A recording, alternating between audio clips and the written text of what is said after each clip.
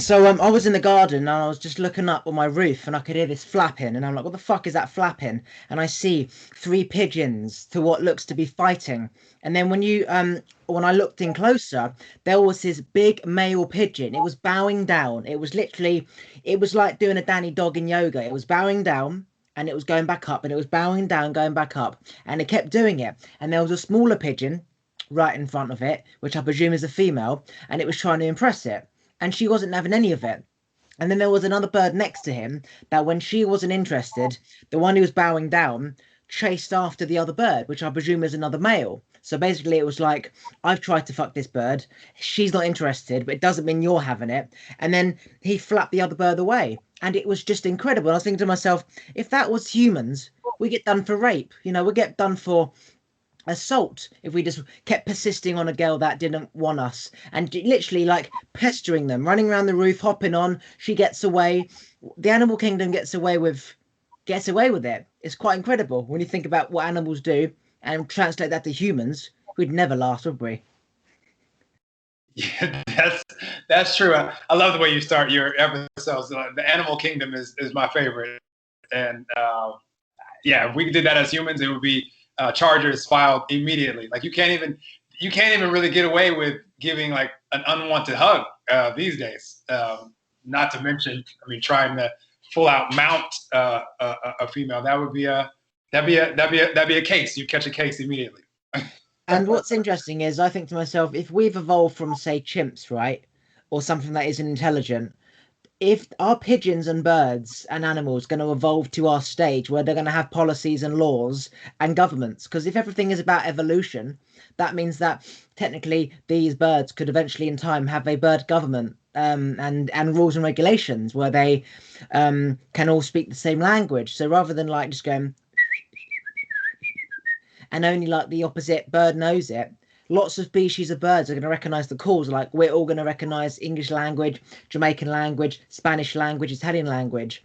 And then eventually, birds aren't going to be able to do that. We might be talking millions of years, but do you reckon that's possible? Like a bird government?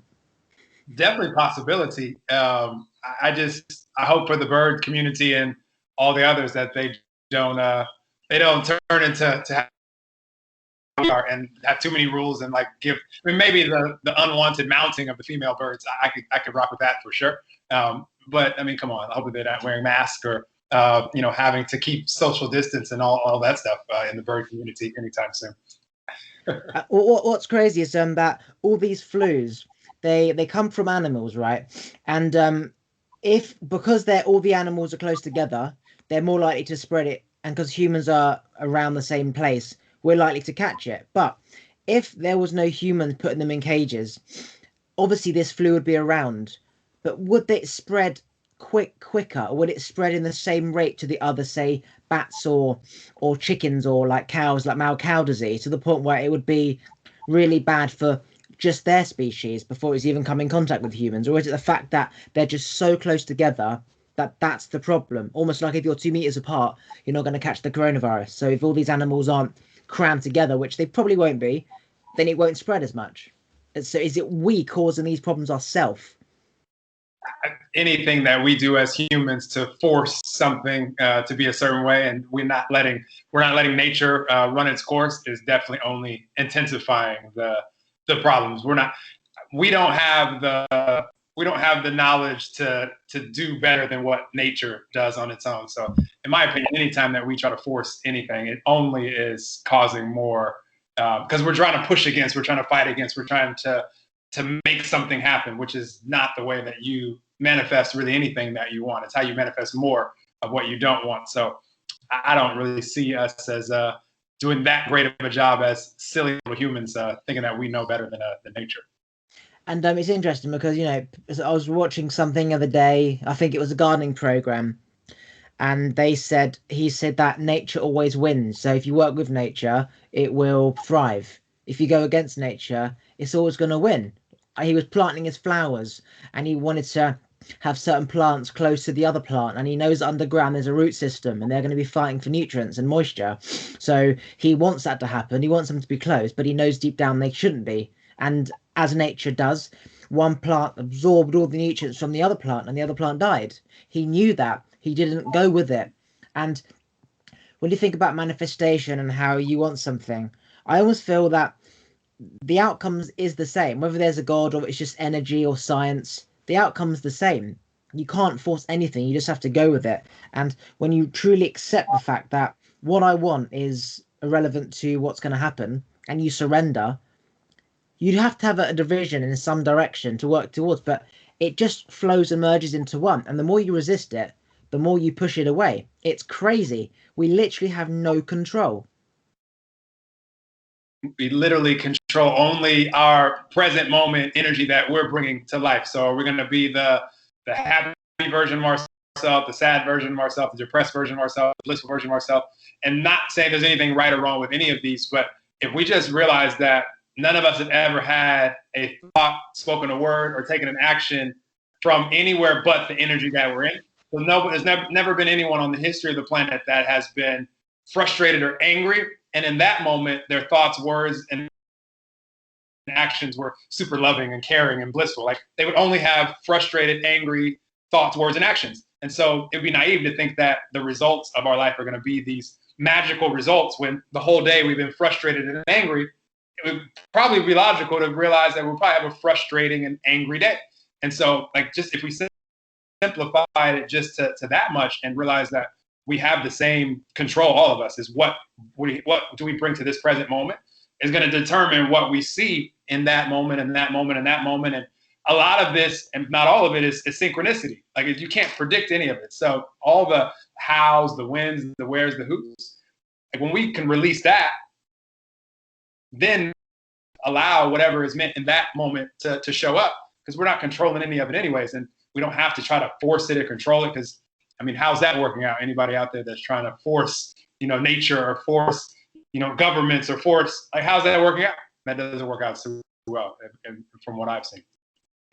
Yeah, so to me, the law of attraction to me is one where you take action and then that leads to something, and that leads to something, like one client leads to another client, leads to another client. But the best thing about the law of attraction is when the energy brings people to you. So let's just say you've already done work, you've already put out things, you've already made connections. To me, the law of attraction is incredible when you just say, universe, I want money to come my way, please make it happen. And all of a sudden, say somebody from years ago who you made contact with, whatever, picks up that thought and reaches out to you. Now, to me, nothing gets better when that happens, when something comes to you directly when you ask the universe. And that's not physical action. You did physical action. I'm talking pure energy in terms of a magnet, bringing to you that opportunity that you want, or bringing a way in to your life that's going to create what you vision down the line. And when it comes, because you have no control, all you can do is basically go with it. You ask, you wait for the signs, you go with it. You don't know whether it's going to work out, how it's going to work out, whether it's going to be that person directly or maybe somebody else. You get the email, you get the call, you go with it, you asked for it, it came, and you just flow. And sometimes it might go nowhere. Sometimes it might give you an idea. Sometimes it might go somewhere. But to me, when the law of attraction happens like that, pure energy coming into your life with no action in the present moment, it is just spellbinding. That is the law of attraction, and it's phenomenal. It works every single time without fail. It's amazing. Let me hit on this, because this is my favorite topic, and I have a recent example that was very, very impactful in my life, and it's the release that Oliver is mentioning that you have to have. Like, if you need something to occur in order for you to feel, or feel good about your relationship or good about your finances, you really need it to happen, it's not coming anytime soon. Like, you're not imaginable, because that resistance, that neediness is pushing away. Just like in a relationship, like if you're super needy, you're just pushing that person away. They don't want to be around you. So that's how it works with law of attraction as well. And so recently I had something show up in my life, and I thought, this is going to make me a ton of money. I'm like, awesome. Like, it was in the cryptocurrency space, and I invested a good amount of money. And first rule of investment, only invest what you're willing to lose. I was like, but I'm not going to lose it. There's no way that I'm going to lose this. And it turns out I did lose a lot of it, because the people that, brought the investment to me, or the people that brought the investment to them, weren't in integrity. They ran away with lots of money and like lost thousands of dollars. And I'm like, and my energy was like, nobody's happy about losing thousands of dollars. I don't care how much money you have. And so my energy was off, but I've practiced long enough to where I can honestly say that for 6 to 8 hours, like I was in a shit mood. Like I just wasn't, like I was like, it threw off my whole day. Like it was in the middle of the day, and like that day was just lost. And I was like, I need to just rest. I need to go to sleep, and I'm gonna wake up and I'm gonna start again tomorrow. So I went to sleep and I woke up and I made sure to do my morning routine that next day. I meditated, I got out in nature, just showing gratitude. I was like, shit, I just lost a bunch of money. I won't be investing in anything anytime soon because I need to lick my wounds from this. And so but I released it. I was like, you know what? I'm grateful that I was able to lose this money, because not too long ago, like that wouldn't even have been possible for me to even invest that. And so I was just grateful that, I was like, so be it. I learned some awesome lessons from it that I could apply to my life. So I released it. The same day I released it, the same day, a chunk of people that also lost lots of money ended up joining my primary business, Universal Abundance. They had took the same losses that I took. And synchronistically, they were brought to me and they were like, I like what you're doing because you have integrity. We can trust each other. Let's work together. So my primary business took a huge jump after taking that huge loss. And it just like multiplied what I thought I was going to earn there. But the release, if I would have like hung on to that for days, weeks, months, which in previous parts of my life, oh my gosh, you take $100 from me, a couple $100, like I would have been in a pissed off mood for maybe a week, 2 weeks, a month. So it just shows like the growth when we practice, but the release is so necessary if we want to bring the synchronicities and the manifestations that we desire into our life.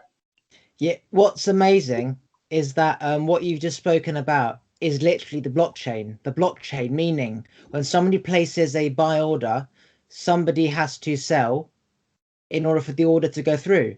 And when somebody puts out a sell order, that's basically putting something out to the universe, and somebody will buy. And it happens instantly. When you let go of that, fuck, I just lost thousands of quid, that's like putting out a sell order and somebody puts in a buy order and replaces that. So you lose, say, 3 grand and you make, say, 4 grand on new members of your course. But you have to put out the sell order first in order for the buy to go through. If you don't put out the sell order and you sit there and think, fuck's sake, just lost it, I'm going to hold on and hope it goes back up. You're holding on to that negative energy and that belief system that I've just lost this money and the world's a cunt and God's a prick and all that type of shit. As soon as you let it go, you think, fuck it, I've lost 5 grand. I'm just going to sell the coins worth 5 grand and then 6 grand comes back.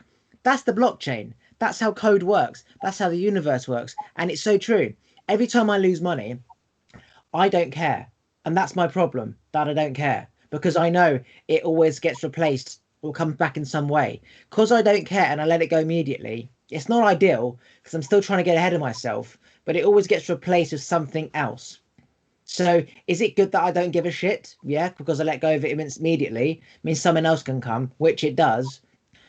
But then I don't stick around long enough for something to move. So it can be a blessing and a curse, not holding on to anything, because sometimes we need to kind of hold on to pain enough to really feel pain. Whereas if you're just like, okay, this is part of life, get on with it, don't hold on to shit, you never really feel it. Although I always learn a lesson every single time, it's not ideal because at some point you've got to realize, okay, you keep learning lessons, which is great, but you're not really getting anywhere. So how about give a shit in the first place and don't put money in a coin and think, fuck it, if it goes down, I don't care. Because it can actually be a blessing and a curse. No, it's definitely a interesting fine line because like I've always looked for the lessons for sure and realized after the fact, okay, if this wouldn't have happened, if I wouldn't have lost this money, of course, like the business wouldn't have had the growth that it had. But I also learned like what to look for and also some things that I'm like, some of the things that they were doing to attract me in the first place were smart. Like I was like, I like what they're doing here. Is why I wanted to put money in the first place. So I look for those things as well. Say, well, if you guys don't have integrity to do that, like I will, but I'm going to take the things that you taught me that were working and I'm going to apply those into my business. So not only did I get the synchronicity of people, but I basically adopted the things that they were doing that was smart and applied it to what I'm doing as well. So just looking at all the layers of, some of the things that we have that are challenging and seeing how we can apply those into our life. And Oliver, I'm huge on asking very specific questions to the universe as far as like, how can I create this, or how can I help more people, or how can I make it easier for the people that are already involved with me? Like, these are the questions that I ask, and the answers don't necessarily come right that second. But the time from question to answer for me, as I've gone through this journey and gotten older, has like really, the gap is very small. Like, I could get answers the same day or the next day, or like, it happens so quickly. And so highly recommend everybody out there just asking really specific questions. And then you have to release, again, what we just talked about. Like, you can't be like, all right, I need this answer right now. I'm not gonna get out of this chair until the answer comes. You might be sitting in that chair for a long time. That's your energy. So you have to release it, and then the answer will find you when you're least expecting it, most likely. Yeah, on a quantum physics level, when you're observing what you're observing, the energy vibration is the opposite to what it needs to be in order for it to come back. So the reason why you got to let go is because when you put it out there, it's out there. But when you're looking at it, you're essentially pushing it away because you're observing it. When you stop observing it, then it comes back. So when you want something so bad, you're focusing on it, and you don't stop focusing on it, you're pushing it away. It's almost like you're blowing a feather. Okay, the feather keeps moving forward, and you keep blowing and you keep blowing, and it keeps going higher and higher and higher. That feather's just going to keep going further and further away if you keep blowing it, which is basically looking at it, focusing on something that you want. When you stop focusing on that feather, stop blowing that feather, the feather now falls back down. That is the universe bringing what you want, and why you've got to look away. It's almost like sometimes when you really need a poo and you can't, it's just fart. But once you get that fart out the way, the shit comes, right? You're tensing so hard. I need a shit. I can feel it. You're tensing. You're straining. You're putting pressure. You're forcing it out. Go downstairs. Go for a walk. Go to the fridge. Have some chocolate, whatever. Watch the TV. Because you've relaxed, you're not focusing on taking a shit. All of a sudden, right, I need to go, and it comes out. That's what constipation is. So you're forcing something to happen that isn't ready to happen. You're supposed to take a shit when you need to take a shit, like a cow in a field. It doesn't think, right, I need to go to the toilet now. He just shits. He's eating grass, his tail lifts up, he plonks it out, and he goes back to his day. There's not, oh, I think I'm due a poo in 5 minutes. No. That's what forcing does. It pushes it away. What you really want doesn't work when you force it. And when you've got to let it go, imagine the feather situation. When you're focusing on something, you're blowing the feather and it's floating further, further away. And your hand's here waiting for the feather to drop. But you keep blowing it. Stop blowing it. Look away. Feather drops. It's there.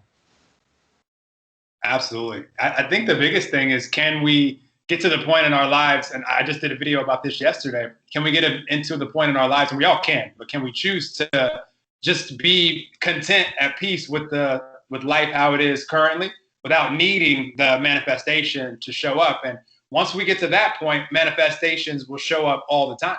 Because what Oliver just said, it's the feather example. Like, if I don't need the feather to drop into my hand, I don't need it, like, I'm happy either way.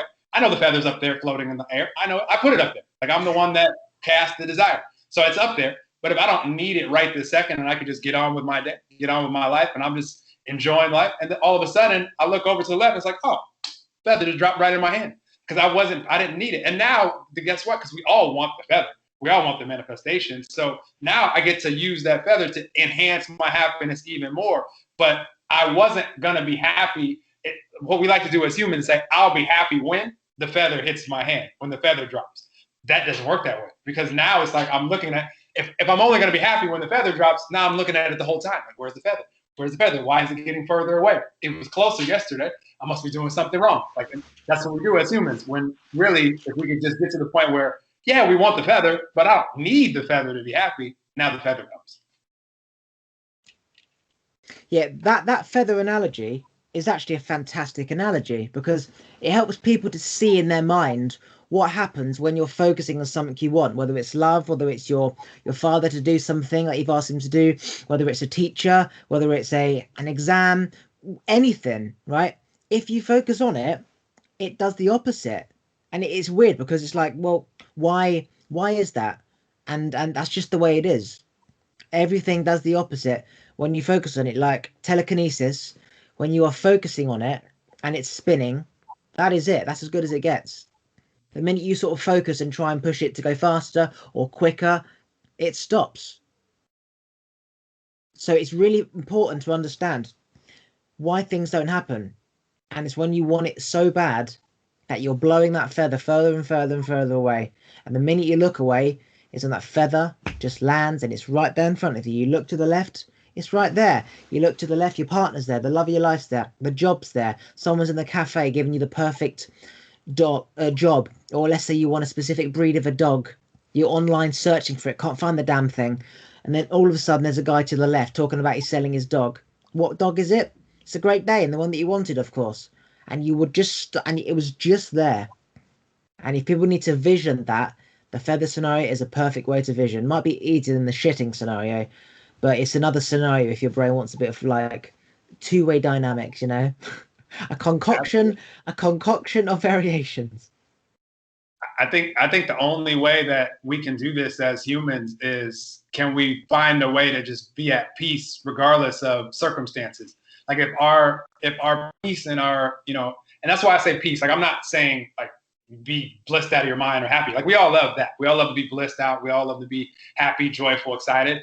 But that's more momentum of energy. Like that for me, that's like, you know, I was at peace, and then all of a sudden, like a feather drops and now I'm excited. Or all of a sudden I'm, you know, out in nature and I'm even more excited. But I was at peace going into nature. You know, I was at peace just so I'm human too. Like none of us are always going to be at peace. But if we're mindful of it and we're aware of it and we start to practice just being at peace for no reason, like that's my favorite energy to be in, is just at peace or anything that feels better than peace, but for no reason, like unconditionally at peace, where like you say, why am I happy? I don't know. I'm just happy. Like I'm just in a good mood. Like I like just being in a good mood. So, and then all of a sudden things will come that will enhance my mood for sure. But if I'm needing things, I used to be this way for years, Oliver. Like if I didn't have something to look forward to in the next day or two, like I was like, oh, I'm excited about that, or I'm excited about that, I'd be in a shit mood because I'd be like, I would say things like I'm so bored, or there's just nothing like to do, and all this stuff. Then we see that we've all done this as humans. And once I could get rid of that, to where it's like I needed something to look forward to, once I got rid of that, then there was lots of things that happened, and I didn't need, like today, like I have things like on my to-do list on my schedule, but I'm just in a good mood just because. Like I knew I was talking with Oliver today. I have some other stuff to do, and I'm gonna go out into the world after that and see where the day flows. But just chose to be in a good mood today. I didn't have a specific reason. Yeah. I once said, or somebody once told me, or whatever, you know, what's more important, peace or happiness? And there's a difference. Being at peace is just accepting whatever is here right now and just embracing it. If people have died, embrace it. If there's no water, embrace it. If your fridge is fucked, it's starting to leak, embrace it. That's peace. Happiness is something additional to what you have now. So you should already be happy with peace, right? So if you want happiness, then you're wanting something else. So actually peace comes first, and once you have peace, happiness comes second. Because if you haven't got happiness, you should still have peace. Whereas if you haven't got peace and you think you've got happiness, you really haven't got anything, because you're still missing that crucial, fundamental, core substance of life, which is monk on a rock, meditating until he dies, that tree just sitting there in the wind, just there, that cat on the side just laying around on the floor, and that squirrel just going up a tree eating his nut. He's at peace. He's not happy. He doesn't know what happiness is. He's just doing what he's doing. He's at peace with himself. So peace is fundamental. And then when you have that, seek happiness. I had a facial today. Why? As you said, why are you in a happy mood? Why the fuck not? Why do anything? And the point is, what else are we to do as humans? There's no purpose on this life apart from to find a purpose. So therefore, if having sex makes you feel good, do it. If having a facial makes you feel good, do it. If going to serve some homeless people food in the street makes you feel good, do it. You could do all three. You could do one. You could do more. There's no point to any of it apart from just doing what makes you feel good.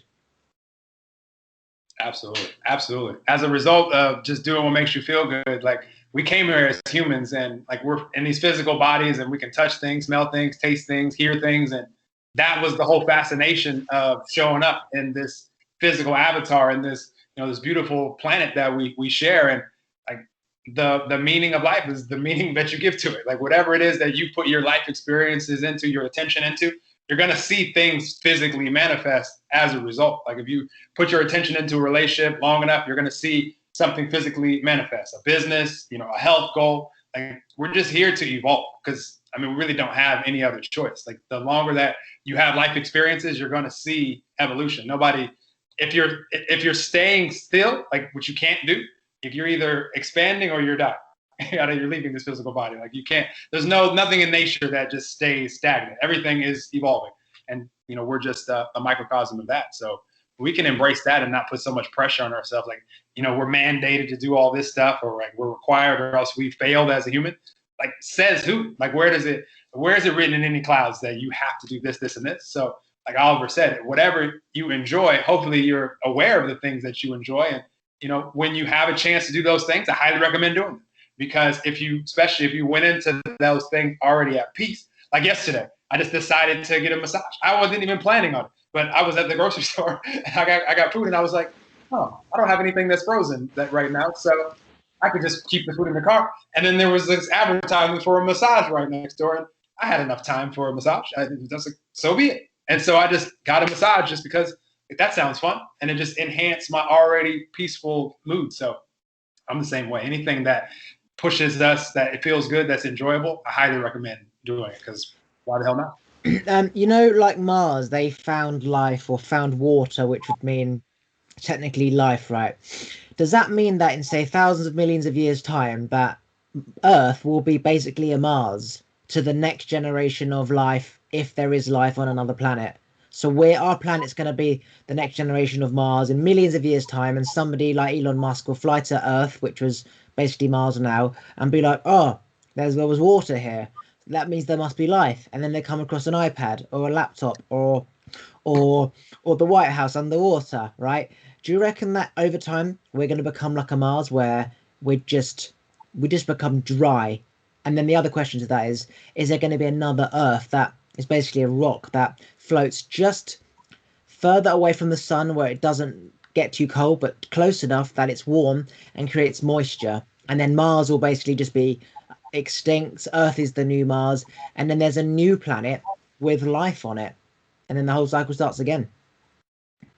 I think the answer is yes to all those things. I think it's all possible, and I think it's fascinating. Like this is one of the most fascinating parts of being human because we really don't know any of this stuff. Like it's just we live in this little rock that we call Earth. That's and then we have the sun that's helping us all have life. But if we were any closer to the sun, like we'd all burn up, or any farther away, we'd all freeze. And so it's just like so interesting how like it's set up. But then we don't know what's out there except that we live in this universe that's inside of a multiverse, that's inside of a unlimited, it's just crazy like what's out there that we have no clue.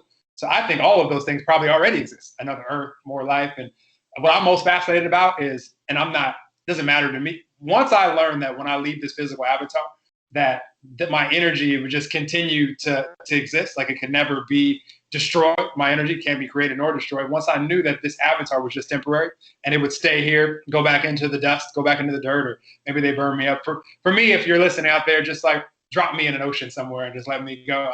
You don't have to go through like some whole ceremony. Like I'm already gone anyway. So you can connect with me energetically if you want to. But I might be off in one of these other Earths or other Mars, or I'm just curious to know what else is out there. And I'm enjoying here on Earth right now. I'm not in any hurry to go to these places because I want to see what I can fully do in this avatar. But that gave me so much peace knowing that once I'm done with this Noel avatar, so be it. My energy will go play somewhere else, and I'm cool with that too. See, that's what's really interesting, because I always say to my parents and everybody, when I die, just take me to the dump, because I'm dead. I didn't give a shit. If you want to have a funeral, have a party, then you be my guest, but just throw me in the dump. I don't care if you leave me on the side of the road. I'm not going to be aware of that. I lived my life. Afterwards, none of my business, right? So, yeah, I love how you have that same opinion, that you're here to live. Once you live, you're dead. So, I used to. So to me, right, reincarnation. You'd have to be aware in that new body that you were a living thing in a past life, right? However, I realized that if consciousness is in the brain, then you'd have to have some kind of connection to the body, which if the body's in the ground, then it doesn't exist. But your thought frequencies that no leaves behind, people can tune into. They literally can tune into your thoughts. And what would Noel say? What did Noel think to do on a Wednesday evening in 1964, whatever, right? Which means that when a new living thing is on this planet, it is vibrating at a certain frequency. If it's the same frequency that Noel was vibrating at when he left the planet, you can then tune into Noel's thoughts. So is it that this thing, this new body on another planet somewhere in the world, is the reincarnation of Noel, or is that living thing simply just picking up the thoughts and frequencies of one person called Noel? Does that make sense? The vibration you were when you died is your set vibration. This new person wants to reach that vibration, like they can, like two walkie-talkies, tune into each other. Is that new thing the reincarnation of you? Are you the reincarnation of that? Or are you simply tuning into Noel's thoughts? And it's not even you, it's a living thing reaching that vibration that's tuning into Noel's thoughts if they are the same frequency. That's a mind fart from both directions, because it could definitely be both. Seeing as right now here, as I'm sitting here, I can tune in to those that had come before us that aren't here in their physical body, but I can tune into their frequency. And really the easiest way to do that, like anytime someone passes from this body, if they made any impact on my life, even if they were a musician and I just really vibed with their music, and maybe their music helped me in some times where it was just like some rough times. And so if they pass, like I'll tune into like how they made me feel in those times with their music, and just tuning into that frequency, I'll be able to make contact with them. And it might just be a lot of times for me, it's just a feeling in the body. Like I'll get like chills, and like I can tell that they can feel my appreciation for them. So I just make it a point to appreciate those that have made any impact on my life, even if it was just like one smile. Like if I hear they pass, like I'll just make a quick connection with them just to feel their energy, and just because they can feel that appreciation wherever they are, and I'm feeling their energy. So it could be that, or it could just be, if we do come back in, and see, that is beyond my realm of understanding as far as if someone comes back in another body, like, is that me coming back into that body? Possible. Or is it just me being able to tune in? I have no idea. See, that's the thing. It's not you. It's either you coming back into that new body, or any living thing, cow, tree, whatever, reaches a certain vibration that another human being was vibrating at when they died. And you're simply tuning into those thoughts. So that tree, that cow is like, come on, I remember this good-looking guy who used to live in California with curly hair with a great body. I believe I was a reincarnation of that body, that person, because I remember in my past life going to the gym, running along the beach like I was from Baywatch. Yeah, I can see it. He had great teeth as well. I was the reincarnation of that person called Noel. Or am I just, is that living thing just let you in? Because either reincarnation exists and you go into that body, or it's simply that new thing reaching a vibration and tunes in, which means reincarnation doesn't exist. Sadly, it either does or it doesn't. And if you look at it from both ways, one way says the complete opposite to the other. And I went from believing in reincarnation, believing in if I was Jesus, to then realizing, hang on a sec, maybe it's the opposite. And I'm confident that you would never probably hear anyone say what I've just said. To analyze reincarnation to this much detail, to contradict the word reincarnation, that if you said it to anybody, they wouldn't have an answer, because it's like saying, what does God have for dinner? And then when you realize the restaurants in the sky, there's probably no God.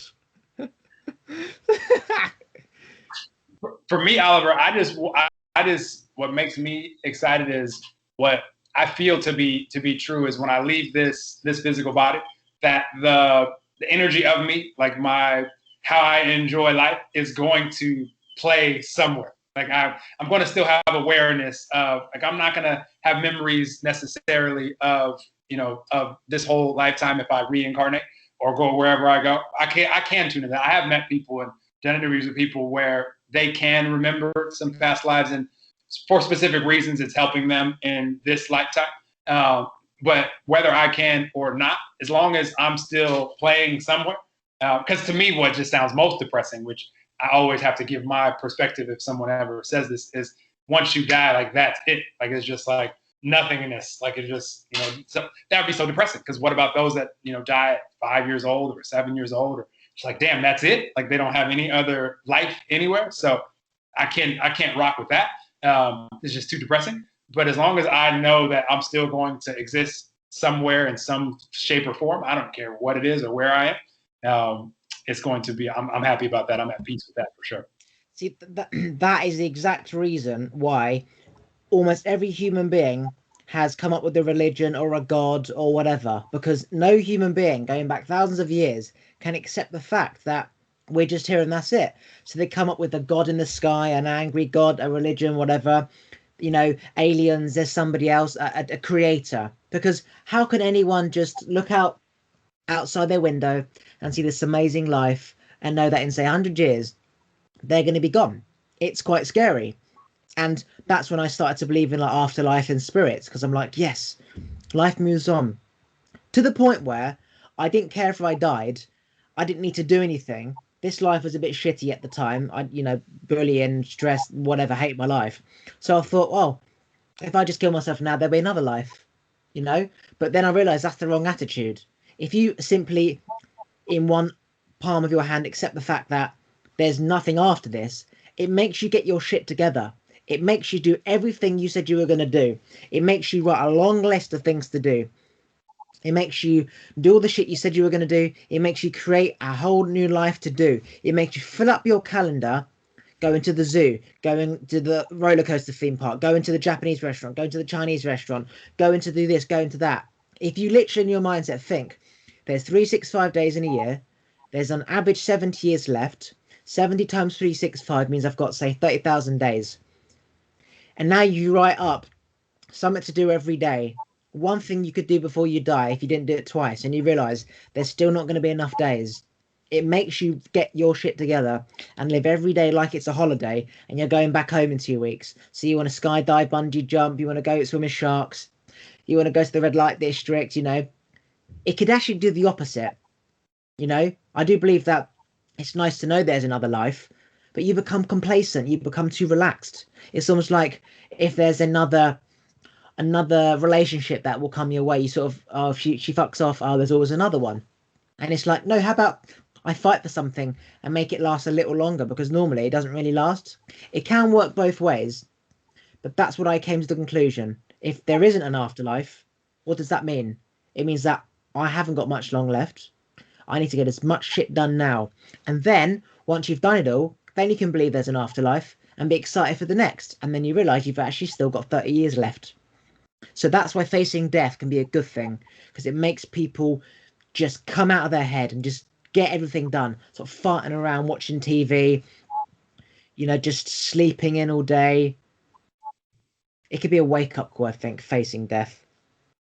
It's true. And just for everybody out there, just know that if you choose to live like Oliver just described, or if you choose to live the opposite, where you just sit around and watch TV all day, I'm not saying that you're right or wrong for either. Like, there's no mandate in the sky that says you must do either. However, if you do enjoy doing those things that Oliver just listed off, because he listed off a lot of things, I highly recommend you doing them now, because tomorrow's not promised to anybody. So knowing that the only moment promised to us is the moment that we're in. If you, like, he listed off so many different things. If those things sound exciting to you, what are we waiting for? Some future date that's not promised. Highly recommend. Like, anytime I have a chance, this is what the massage example yesterday. It's like, I see a massage place, I want a massage, I'm gonna do it. Like, I go from inspired like ideas to action like so fast. That's one of my favorite things to know about life, is I'm asking these specific questions to the universe on how can I enjoy life more? How can I create all these different things? And then when the answers show up, I'm not doubting, like, I wonder if that's really the answer. Dude, I asked the question and the answer has to come. So when the answer comes, I'm putting it into action immediately, because that's why I asked the question. Like, I didn't ask the question to like sit on it for a year, like, or a month, or even a week. Like, I'm going to start putting it in motion because that's the question that I asked. And that frees up space for the next evolution to come in, the next answer to come, because that's just the the step that I'm on right now, doing what I can do with what I have from where I am. Like, we don't get to do step 3 when we're on step 1. And we're always on a forever step 1. It's like you're on step 1 now, and then you're on the next step 1, and you're on the next step 1. So us stacking all these things up is like, oh, I'll get to that. I'll do that later, or I'll do that next year. I mean, you're just kind of like, you're just on this forever step 1, but you don't, life's not evolving much because you're not taking that inspired action to go do the things that you want to do. Yeah, and for me, that's what I call the sunrises and the sunsets and the sunrises again. That is it. That is step 1, step 1, step 1, step 1, step 1. There's no calendar, there's no time. It's just the sun rises and the sun goes down. And it's been doing that for billions of years, and it will continue because the sun stays in one position, the earth spins, and that's it. Unless another like planet barges the earth out the way, yeah, that's going to be the same pattern. So every day, step 1, every day is your training, every day you're beginning, every day you're in school, like first day at school, every day is the first day. Always learning, always something to do. And it's really hard to really like truly understand the feeling of being present. Tomorrow, you literally could die. You could get corona and die. You could get hit by a car and die. I always think to myself, the people who suddenly die when you hear about them, tragic death, whatever, did they plan to die? Often these celebrities who have a drug overdose, they didn't plan to die. They were just doing a drug in that moment because they wanted it, and they died. They didn't plan to die. So when you think, wow, tomorrow literally is not guaranteed. Anything can happen. A lightning bolt could hit the roof of the house. The tiles could fall through and kill me. You literally don't know. And when you let that fear kick you up the bum, you literally start to really appreciate everything. And near-death experiences often make people become aware of this, but people often want to wait for a near-death experience. You don't have to. If you're lucky enough to get a near-death experience, which I was, you're lucky. You got that wake-up call early in your life. Some people, they may get it when they're 60 and it's too late. You know, they get a heart attack and they realize they've got to stop eating fatty foods. It's too late. Find ways to wake you up now to really accept the fact that that tree is growing. Next year, it could get a disease, a fungus disease, and die. There could be a drought. There could be a sandstorm, which fucks up the nutrients of the earth that is growing in. That tree dies. That could be your favorite tree. It could have been living for 7, 8, 9 years, and then it's gone. Your dog could run across the road and it dies. It's sad, but there's a massive benefit with facing fear to make you realize, fuck, all I have is now. And it's like you said, people enjoy watching Netflix. If they were to die and they enjoyed watching that, that's all they ever know. They are amazing. They feel great in that moment. But it's the people who wish they could do something else, want something else. That fear of, shit, if I died watching Netflix and I wanted to do this, you got to do it. Don't question it, as you said. Don't just do it. If you want to call your friend, do it. If you want to paint pottery, do it. Join an art class, do it. Join yoga, do it right now. Call them up now. You know what helps me with this, Oliver? Because this will help you guys out there as well. Because I haven't had a near-death experience personally, but I was the kid that, like, my parents always used to call me, like, selfish. Like, Noel, you're so selfish. Like, you just want to do what you want to do. And my mum said that to me 3 days ago. She said, you're so selfish. You just put yourself first. I go, yes, I do. I know. I'm going to give everybody permission to be selfish, because my justification, even as a kid, I was like, well, I'm way more fun to be around. Like, you like me around way more when I'm happy than when I'm not. So, and they'd be like, well, yeah, it's true. So that was it was just kind of known, like, Noel's selfish, but we kind of like when he takes care of his happiness because he's way more fun to be around, because grouchy Noel is not so much fun. And so that was kind of my justification. But when I realized that all the things that I'm quote unquote selfish about, it's just things that I want to do, things that we've been talking about, things that are exciting to me.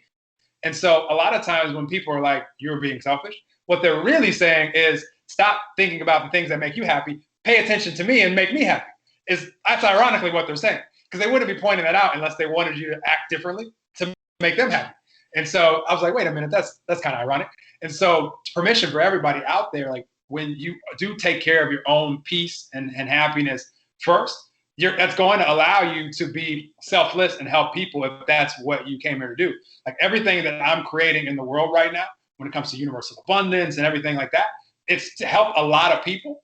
It also sounds really fun to me. It allows me to live the life that I want to live as well. So I'm not like this just selfless guy that's only doing things and like I'm making like a martyr of myself and like I don't get any fun and pleasure. Like absolutely not. Everything that I do is fun and pleasurable. And I asked, well, how can I also help other people have this fun and have this pleasure and enjoy their life? And we can have it both ways. Like we don't have to sacrifice one for the other.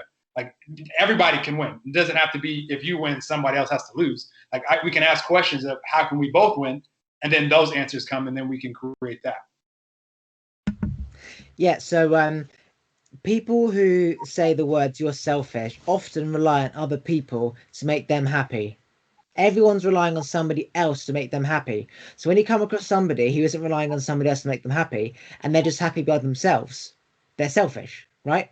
That is a fact. So I will say, put yourself first, and you won't give a shit, right? If you're happy, you won't give a shit whether I'm happy or not. You'll be too busy doing you that you won't care. And it's not like where if there's 7 humans hungry and there's like 1 fish, and each person gets a small portion, that unless you grab that fish, you're going to starve. It's energy, meaning everyone has control over themselves. Everyone can put themselves first. There's not, oh, I can only put myself first a little bit or a lot. You could put yourself first, period. That person can put themselves first, period. And so can the other person. If everyone chooses to put themselves first, no one's going to be called selfish because everyone's going to be doing themselves. And therefore, nobody's going to be relying on somebody else for their happiness, that you're not going to be called selfish. It's like if you're eating your own food, he's eating his own food, and he's eating his own food. No one's going to ask you, can I have some of your food? He's got his own damn dish. Yeah? What you'll say, shut the fuck up and eat your own food, not, you're so selfish.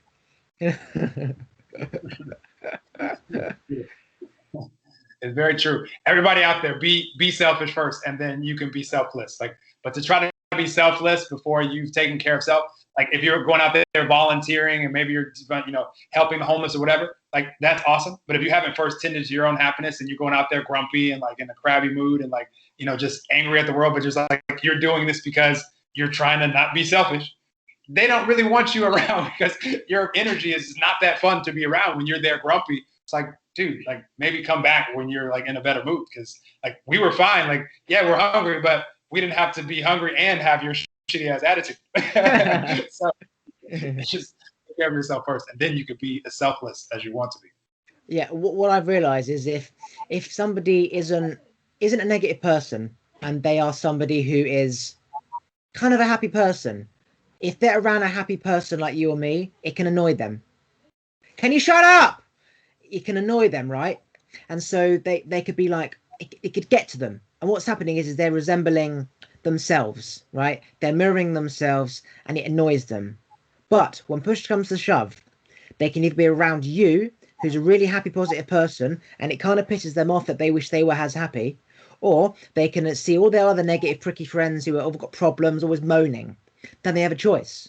They can either be around those negative people or you, who are positive, making them a bit pissy. Eventually, they can either spend so much time when you're there moaning and pissy, you're selfish, or they can realise, you know what, fuck it. This guy is always so happy when he comes round. I don't want to be a nagging twat moaning at him. I'm going to be a selfish prick as well. So when he says, what would you like to have for dinner? And he says, I'm having biryani. I'm going to be like, no, you're not having biryani. We're having a chicken korma. Fuck you and your biryani. You always say, I'm having a biryani. I'm going to get what I want. I'm fed up with letting you have your biryani. I'm having a korma. And at that point, I'm not like, no, fuck you, I want my biryani. I'm like, yes. How many fucking poppadoms do you want? You can have as much korma as you want. Because now you have suddenly woken up. Me as a friend want you to be as happy as you can.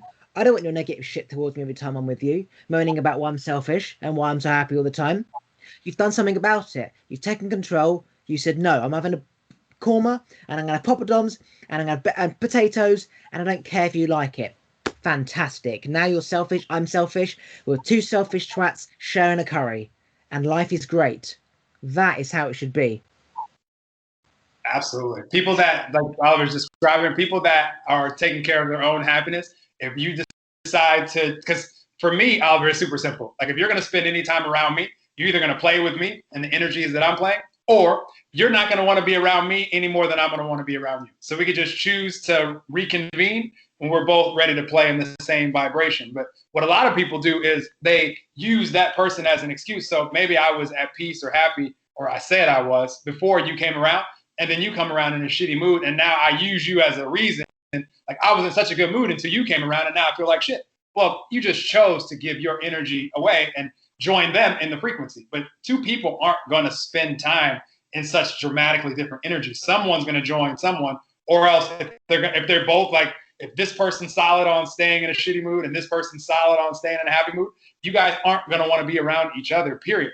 And so just great to know. Also something great to know, if you ever know, because I've noticed this sometimes, if I'm not in a mood that I like to be in, like, and it could be a blind spot, but I become aware of it really quickly. If you ever find yourself getting annoyed by someone that's in a really good mood, maybe they're whistling or maybe they're singing or, anything like that, like, nobody's ever in the history of the planet whistled or sung a little song in a shitty mood. Like, you're only doing that when you're in a good mood. So if that triggers you and that you're annoyed by that, just know that that's a great reflection of what your energy is in the moment. So you can choose to, like, keep being upset with this person for being in a good mood, or you can be like, damn, like, this person's enjoying their life and I'm over here being a crabby ass human. Great to know. And now you can allow yourself to return back to peace. And so just great reminders to pay attention to if we're out there getting upset with other people that are happy. You see somebody post a social media story and they're enjoying their life and you get triggered. They're just enjoying their life. You're the one getting triggered. So that's nothing to do with them. That's everything to do with you. Yeah, so I love that because it's so fascinating to understand it. Negative people are happy to be around negative people because they can all talk about their problems and take it in turns. I listen to your bullshit, you listen to my bullshit. We can confide in each other's shitty lives and feel good that it's not just me who's got a shitty life. A positive person only wants to be around another positive person who's excited and ambitious and passionate, because it feels good when you're bouncing off each other's ideas and energy. A positive person will not want to be around a negative moaning twat if this positive person is all about just living their life. A negative person won't want to be around a happy positive person because it's looking at their lives and how shit their life is. So negative and positives won't be together. Negatives will be around negatives and positives will be around positives. What does that say? You are either a negative, a bit of both, or a positive. If you're a positive, you're probably already around positives and not negatives. If you're a negative, you're not really around positives because they piss you off if they're happy, and you're around moaning twats. Therefore, if people piss you off, you are in the middle. You are part negative and part positive. You've got a shitty day, you've got a good day, but you're not consistent. That's what I call going through an awakening. You've not quite made it either side of the fence. You're in the middle.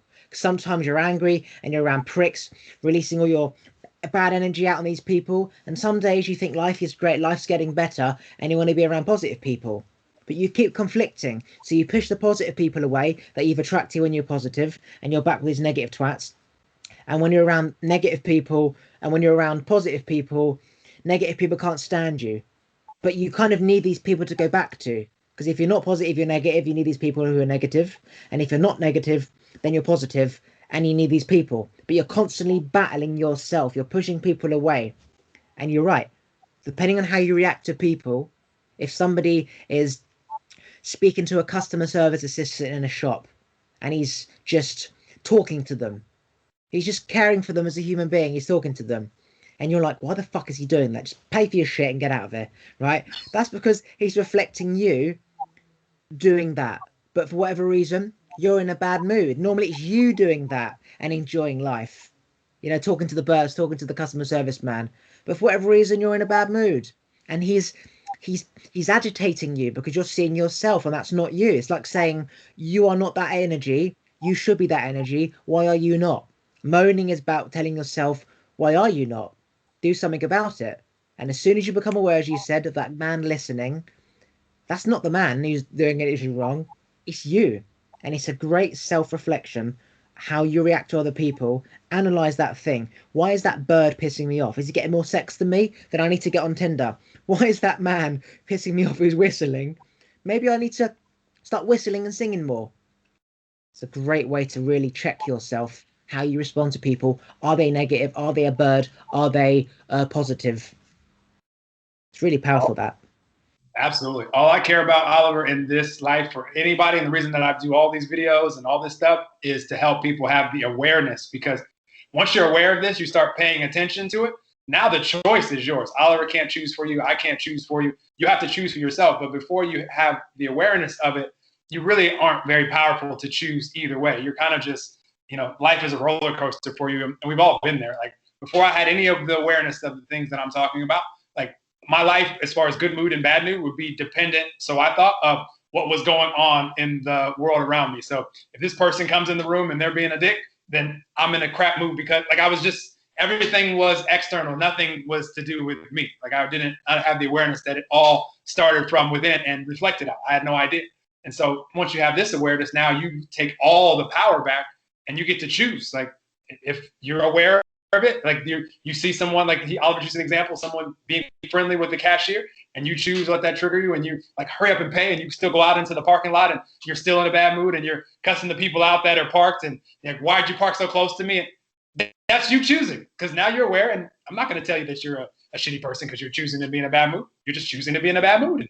And I'm not going to hang out with you today, because I'm only going to hang out with you if you come play with me, because I'm not choosing to be in the complaining, blaming, frustrated mood. That doesn't sound fun to me. Spent plenty of days of my life in that mood, and I knew that those days weren't so fun. And I don't know how many days I'm going to have left here. I'm assuming a lot, but it's not promised to me. So why am I just going to choose to have a shitty day when I could choose to have a day that at least at peace? And if I can't at least be at peace, then guess what? I'm going to take my ass to sleep and wake up, and then I'm going to start again, like the example that I used earlier. Because there's some days where it's just like, shit, peace is just not going to be possible today. I just lost thousands of dollars, and I'm going to sleep, and I'm going to start again tomorrow. Yeah, if something happens, right, that you're in a bad mood, it's already happened. All you can now do is choose how you respond to it or react to it. And I find, like you, go for a walk in nature, remove everything materialistic, go to sleep. Every time you wake up, any energy you had the day before often is not as bad. Sleep is a crucial part. I call it the reset, right? The sun charges everything, the energy disappears, and the sun charges it again. It's a reset. That's why people always say sleep on it and don't make impulsive decisions. And I've lost my train of thought. I never, ever, rarely get in a bad mood, right? I can't remember the last time I was. But something happened that put me in a foul mood, and I found myself speaking foully, okay? I saw myself speaking foully, and I knew why, okay? And all I could do is become aware that this was why, and not let it affect the other people around me to the point where they say, what's wrong with you? Why are you being like that? So I controlled it before that happened. Years ago, that would normally happen, and then I would check myself, yeah, why am I being like that? But I knew I was like that because how I was speaking changed, my tone changed, and I realized why, and I became aware, and I wasn't speaking within, going out based on how I felt. I was being aware that I need to speak differently, otherwise my feelings right now are going to be projected in a way that I don't want it to be projected. It's not fair if it affects you, because it's my problem. And as soon as you become in check, you just have to keep becoming check, and eventually your energy will balance back down. Eventually you'll get over yourself. You don't know how, you don't know when. You just do the things that relax you, playing piano, going for a walk, having some water, maybe going to the gym. But yeah, it's interesting. That's so important, Oliver. That's one of my rules for myself. I don't have many rules, but this is one of them. Like, I just refuse to not to have a conversation with someone if I know that my energy is off. Because the things that come out of my mouth, my mind works quick and my words come out fast, and it's just not a pleasant energy. And I don't want to say things if I know my energy is shit. So I just prefer to let's just finish this conversation. And it's not always possible. I can't remember many times in the last few years where I've had conversations from this place, but and I've actually shared. I can think of an incident in the last month where I was very grateful to someone that I just went to sleep because I wasn't. It was a partner of mine, and I just went to sleep because the energy just wasn't off. It was off, and I knew it wasn't, so I just went to sleep. And they told me the next day that they actually got more upset with me while I was sleeping, but chose to, like, instead of making a fuss about it and wake me up, and they just allowed me to sleep. And I was so grateful to them. I was like, thank you for doing that, because I just know I wasn't ready to wake up and like deal with any. So thank you for that. I had so much respect and appreciation for this human. But I just highly encourage everybody out there, if you know your energy is off, like, why have the conversation? Like, your words are just, and actions are just going to be a reflection to the shitty energy that you're in. So you're gonna have to apologize later, and you're gonna feel like shit because this person, like, they're vibrating the energy that they're in, but they're not the reason why you're vibrating this energy. Like, that's a choice for you. That's just the energy that you're in. So if you choose to, and here's what happens though, if you do choose to engage in these conversations, your energy just doesn't stay this shitty energy. Momentum actually increases and it actually becomes worse. So that's why shit escalates. Like we say, don't escalate the situation. Like, it starts with an argument, and then all of a sudden people are, throwing things or hitting each other, or worse, out there like shooting each other. I mean, it just, like, that didn't start. It didn't go from, when Drake says it goes from 0 to 100 real quick. Like, it don't just go from, like, it escalates. The momentum builds. So if we can be aware of it when we're on like 0 to 1, we don't have to let it get to 100, because at 100, I mean, when stuff happens, and this may seem harsh, but when stuff happens in the world and I see that people have gotten killed or, hurt really bad or go to jail or whatever the reason is, and I try not to hear these stories because that's not a pleasant story to hear, but sometimes you hear them and you hear how it started with an argument or misunderstanding, and then it escalated. And then I'm like, well, if someone ends up dying, like, the energy that they escalated into is a frequency match to death. Like, it doesn't surprise me if someone dies in that energy, because look at the energy that they were in. Like, that's a match. Just like a match to, a blissful, sexual experience is, a certain thing. A match to freaking death, and that's like the polar opposite that I could come up with. Like, that's an energy. So if you can be mindful before it goes that far, you'll be better off. You'll have a more pleasant now experience. We'll just put it that way. Yeah, so I call that the thorn in a leg. That thorn has been in your leg for years. Somebody put pressure on it, and they put too much pressure on it, or enough pressure that you literally had to do something. Like, a little poke every now and then, fine. They put pressure on that thorn, the pain was too bearable, and you exploded. And nothing just happens as it does. Like, you plant a seed, it doesn't just become a tree overnight. But in terms of the situation, we're all humans, right? We're all around other humans. That human being that allowed you to sleep, she's living alongside of you. You're alongside other people. You can't really can't control how you are affected by other people until it happens.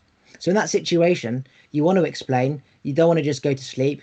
You don't want to have a worrying during the night. But there's no right or wrong answer. It's about moving on and finding how it doesn't happen again. In that case, the only way to move forward is to go to sleep. Yeah, she's going to be angry you went to sleep. But then the next day, the argument's about, why did you go to sleep and not tell me? As opposed to, I'm sorry for shouting at you. I'm sorry for being a prick. I'm sorry for doing this.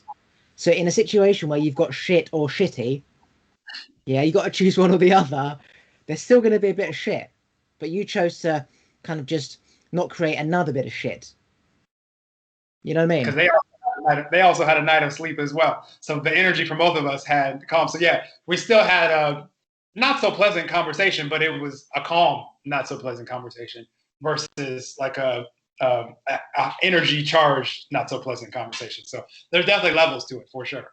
Yeah, I call that walking out the room. If for example, I'm in a situation where I know that this conversation isn't going to go anywhere, you're not going to understand my point's not going to be heard, then I simply walk out the room, because I'm not serving my energy by speaking about something that's not going to come back and then benefit my life tomorrow, right? So if it's not going to go anywhere, I'd rather just not ever let the energy out. So walking out the room is the same as going to sleep.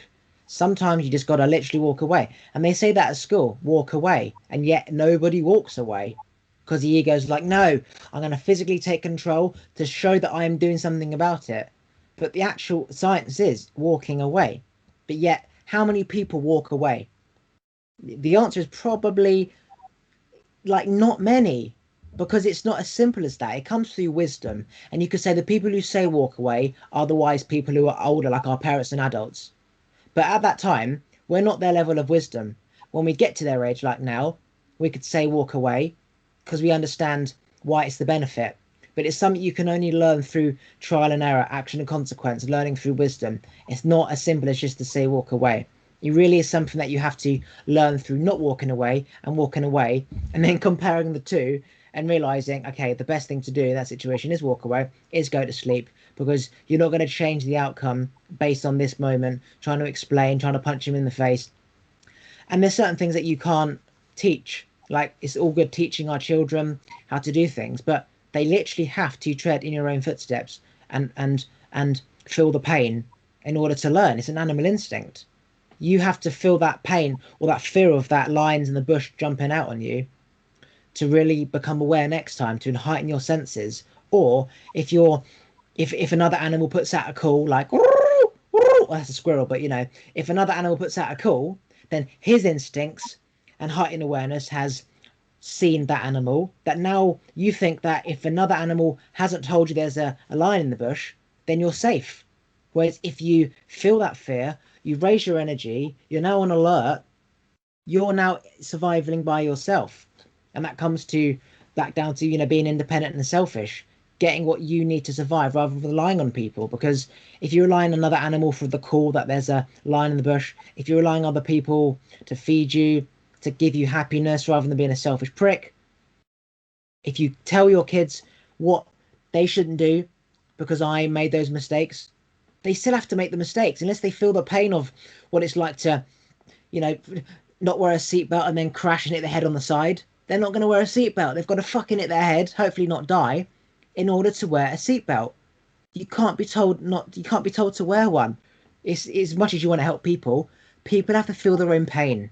The near-death experience. They've got to feel that, fuck, I almost died, in order to be careful. Oliver, I want to share. So if you didn't listen to this whole episode, which you won't hear this if you didn't, then you're gonna miss like the most important thing that I could share with another human being. Like I must share it, because of what we were talking about when it comes to energy and like all this stuff that we're just talking about just now. Like, if we can be mindful of, in this moment, is my energy getting shittier or feeling better? Because it's moving. Like, it's not gonna just like be stagnant. Like, it's going to move in a direction. And until, as a human being, what matters to us most is what my present moment energy is. If that doesn't matter more than anything else to you, then your life's going to be a roller coaster. Until that matters more than anything else, your present moment, vibration, energy, frequency, mood, all synonyms, your life is going to be a roller coaster. And the external is going to, if you see something on the news, you see something in your neighborhood, your life is just going to be all over the place.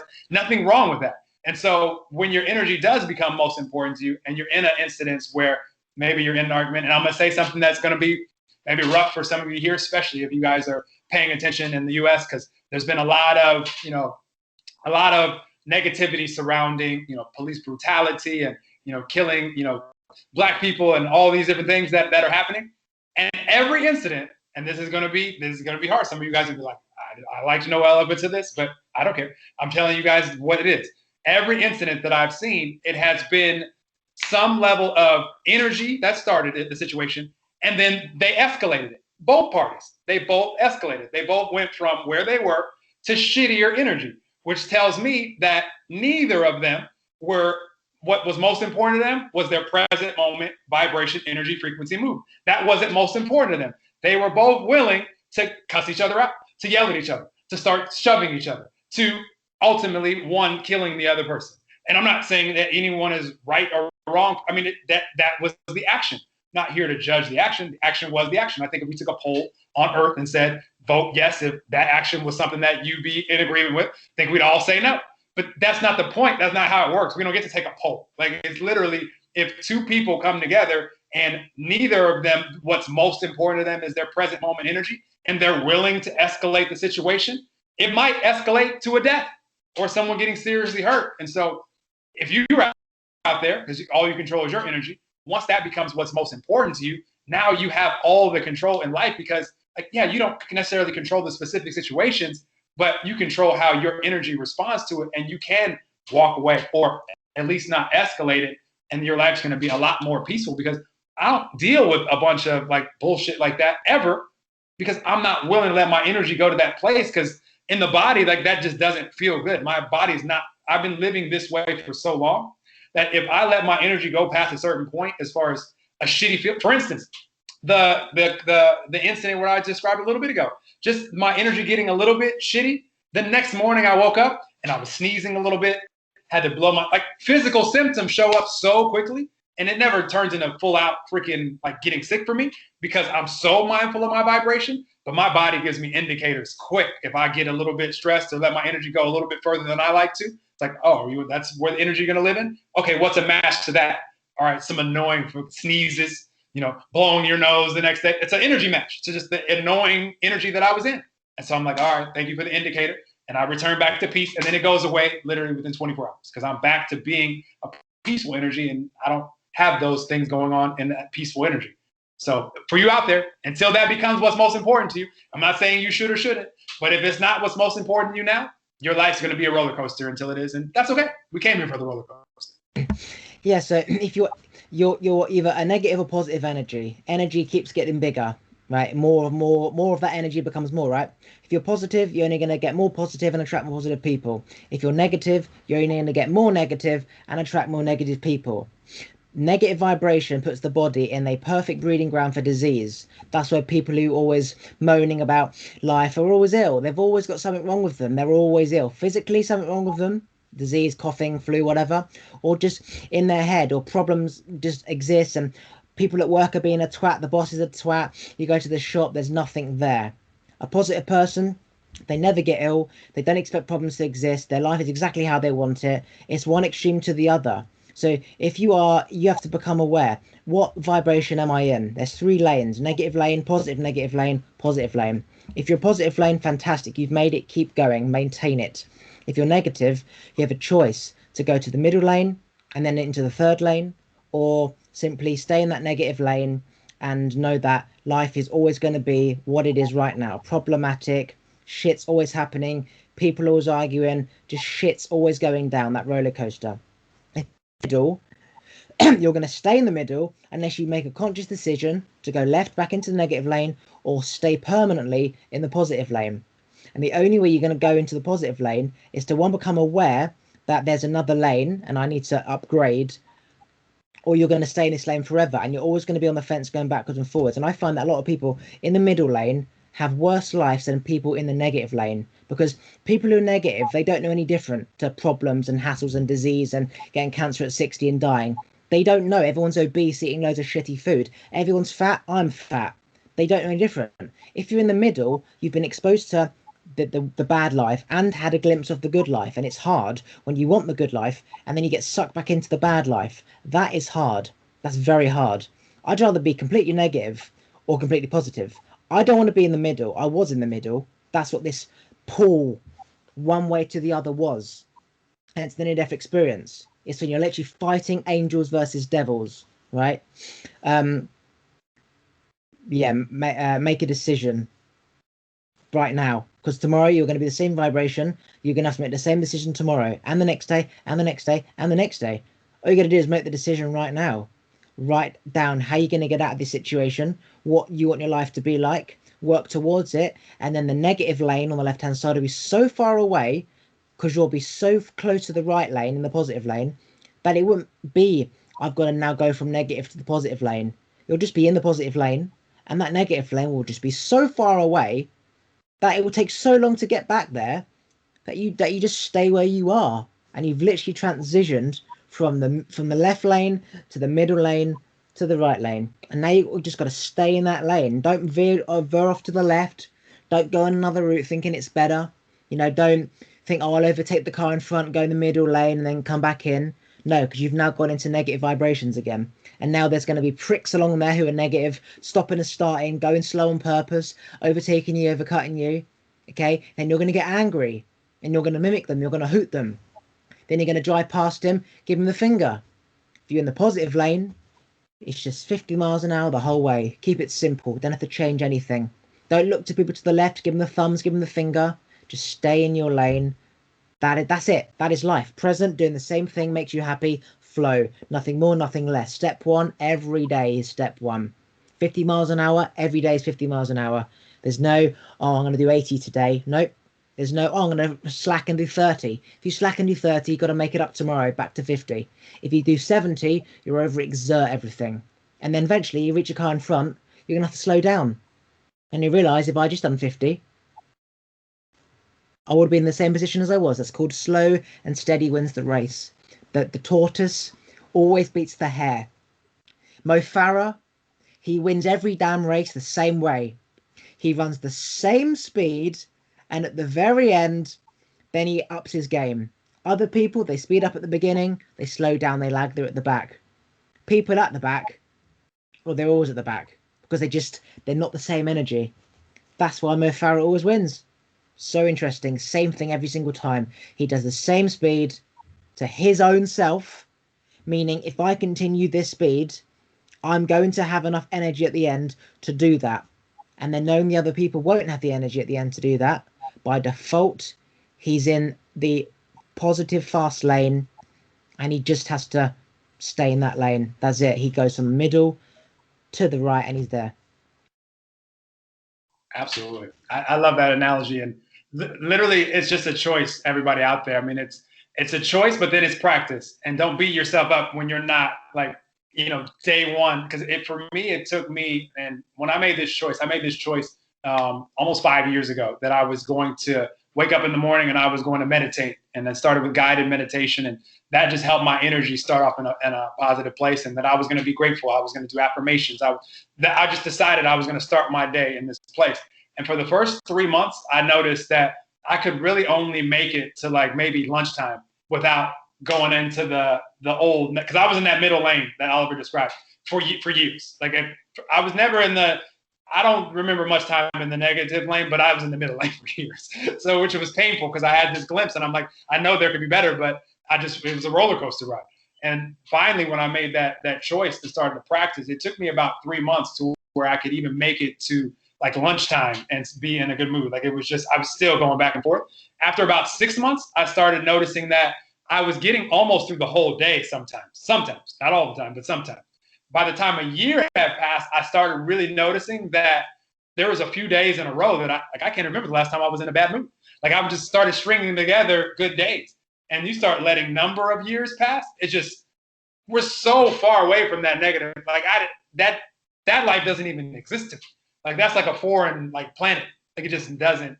There's no chance. Like and I'm mindful of even starting to approach. Like even if like in this analogy, even if the car starts to swerve a little, like ooh, that didn't feel good. And then I'm not used to being over. I don't want to be over it. Like I don't need to go all the way to the lane. It's just like the bumps that divide the traffic. Even hitting the bumps, because you get little indicators, like the little symptom I described, like starting to sneeze. Like oh shit, I have been like veering off a little bit. Let me get back in my lane.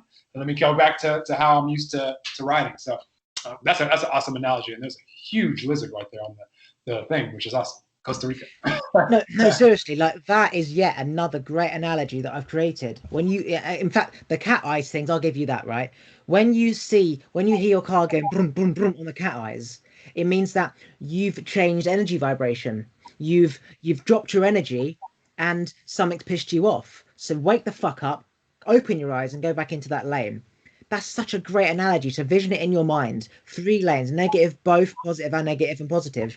You need to be in the right lane. If you swerve and you take your eye off the road and you hit those cat's eyes, that's a wake-up call. If you cough, if you get ill, if you're tired, if you're yawning, if you've not got any energy. Why is that? Why all throughout the week did you have loads of energy? You didn't wake up during the night and you just great.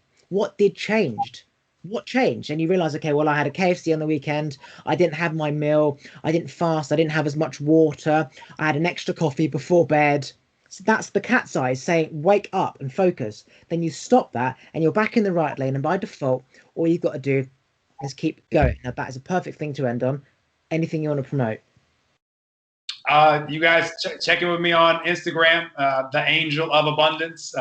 The Universal Abundance community right now is spreading. I've been traveling all around, spreading that. And if somebody wants to personally grow in all areas and make a lot of money with us, come see what we're doing. I always tell people, just get the clarity. And then once you have clarity, if it's something that you're excited about, you'll participate. If not, that's cool too. Right, I'm going to stop it there. Wait there.